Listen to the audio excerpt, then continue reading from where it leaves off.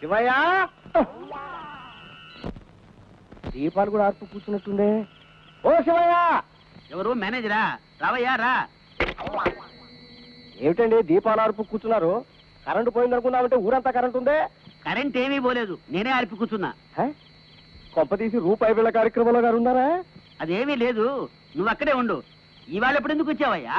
అయ్యగారి పని మీదే వచ్చా. కోర్టులో పని ఉందట, రేపు ఉదయం 6 గంటలకి వచ్చి అయ్యగారు నేను కలవమన్నారు. ఓహో అలాగా, రేపు వస్తానని చెప్పు. సరే, ఈ ఫైల్లో కొన్ని కాగితాలు మీ సంతకాలు చేయాలి. లైట్ వేస్తే బాగుంటుందేమో. లైట్ మాత్రం వేను. ఓరి నీ పిచ్చినారితనం మండిపోను. కరెంటు ఎక్కడ ఎక్కువైపోతుందో అని బెంగ నీకు. సరే, నేనే అగ్గిపుల్లకి ఇస్తాను. ఏమిటయ్యా చీకట్లోకి అవతారం? పంచ మాసిపోతుందని ఒప్పుకొని కూర్చున్నానయ్యా. ఎవరయ్యా వచ్చింది?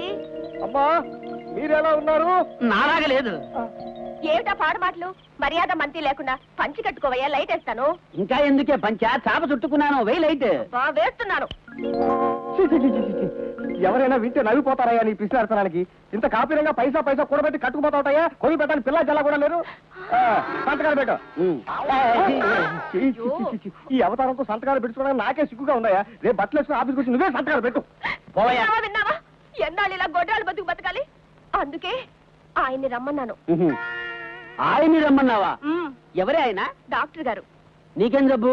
నాకు కాదయ్య జబ్బు, నీకు. పిల్లలు పుట్టడానికి ఆపరేషన్ చేయించడానికి రమ్మన్నాను.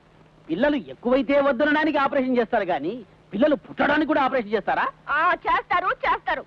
ఆ డాక్టర్ పేరేం పేరు? కసాయి. కషాయ? అదే, కంచెర్ల సాయి. కంచెర్ల సాయి. ఎవరబ్బా కొత్త డాక్టర్? వాడి పేరేనా వినలేదు. నీ వెనుకే